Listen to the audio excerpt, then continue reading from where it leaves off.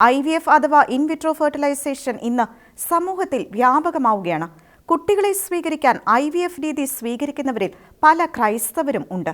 അതിനാൽ IVF എന്ന കൃത്രിമ സന്താനോൽപാദന രീതിയെ സഭ എങ്ങനെ നോക്കിക്കാണുന്നു എന്ന് നോക്കാം. IVF എന്നത് വന്ധ്യത നേരിടുന്ന ദമ്പതികൾക്ക് മക്കളെ ലഭിക്കുവാൻ കൃത്രിമമായി ബീജവും അണ്ഡവും സംയോജിപ്പിച്ച് അങ്ങനെ രൂപപ്പെടുന്ന ഭ്രൂണം മെഡിക്കൽ സയൻസിന്റെ സഹായത്തോടെ സ്ത്രീയുടെ ഗർഭപാത്രത്തിൽ നിക്ഷേപിച്ച് കുഞ്ഞിനെ വളർത്തിയെടുക്കുന്ന ചികിത്സാ രീതിയാണ്. മക്കളില്ലാത്ത ദമ്പതികളെ സംബന്ധിച്ചിടത്തോളം ഈ രീതി പ്രത്യക്ഷത്തിൽ വളരെ നന്മയാണ് എന്ന് തോന്നുമെങ്കിലും ഒരുപാട് ദൂഷ്യവശങ്ങൾ ഈ ഗർഭധാരണ രീതിക്ക് ഉണ്ട്.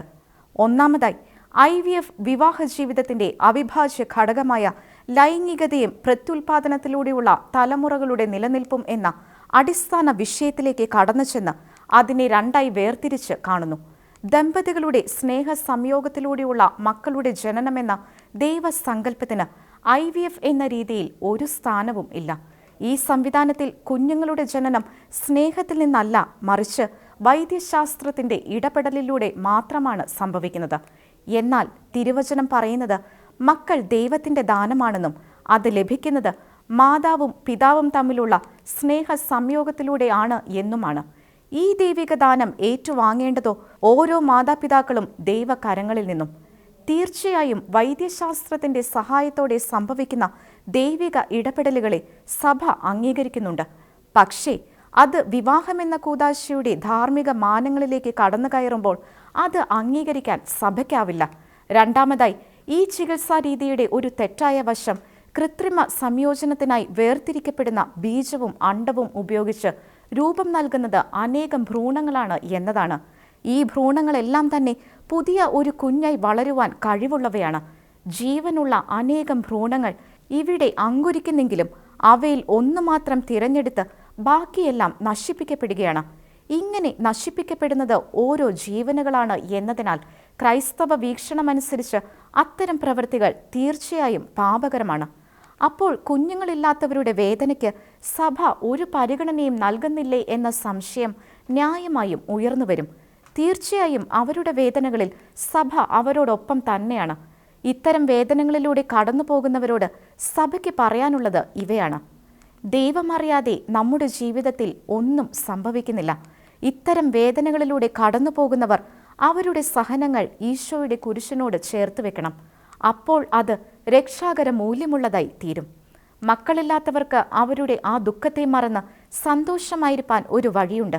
മാതാപിതാക്കളുടെ സ്നേഹമെന്തെന്നറിയാത്ത ഒരുപാട് അനാഥ ബാല്യങ്ങൾ നമുക്ക് ചുറ്റുമുണ്ട്. അവരെ ചേർത്ത് പിടിച്ച് അവരുടെ മാതാപിതാക്കളാകാൻ അവർ ശ്രമിക്കുക. അത്തരം പ്രവൃത്തികൾ ദൈവസന്നിധിയിൽ ഏറെ പ്രീതികരമാണ്. മാത്രമല്ല, അത് തികച്ചും ക്രിസ്തീയമായ ഒരു കാരുണ്യ പ്രവൃത്തി കൂടിയാണെന്നും സഭ പഠിപ്പിക്കുന്നു. ചുരുക്കത്തിൽ, വന്ധ്യത ഇല്ലാതാക്കാനുള്ള എല്ലാ വൈദ്യശാസ്ത്ര പ്രവർത്തനങ്ങളെയും സഭ പ്രോത്സാഹിപ്പിക്കുന്നു. അതോടൊപ്പം തന്നെ അത്തരം പ്രവർത്തനങ്ങൾ മനുഷ്യജീവന്റെ നേരെയുള്ള കടന്നുകയറ്റമാകരുത് എന്നുകൂടി സഭയ്ക്ക് നിർബന്ധമുണ്ട്.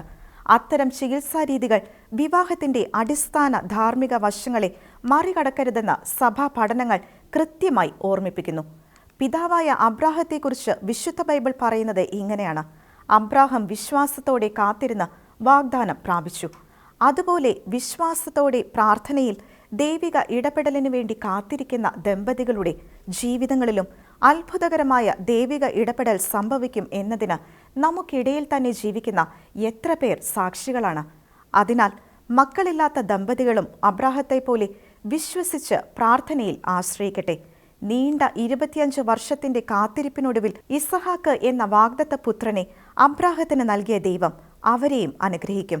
മറിച്ചാണ് ദൈവഹിതമെങ്കിലും ദൈവപരിപാലനയിൽ പൂർണ്ണമായി വിശ്വസിക്കുന്ന ദമ്പതികൾക്ക് തങ്ങൾ ആയിരിക്കുന്ന അവസ്ഥയിലും അനേകർക്ക് അനുഗ്രഹമായി മാറി ദൈവത്തെ മഹത്വപ്പെടുത്തി ആനന്ദത്തോടെ ജീവിക്കാൻ കഴിയും.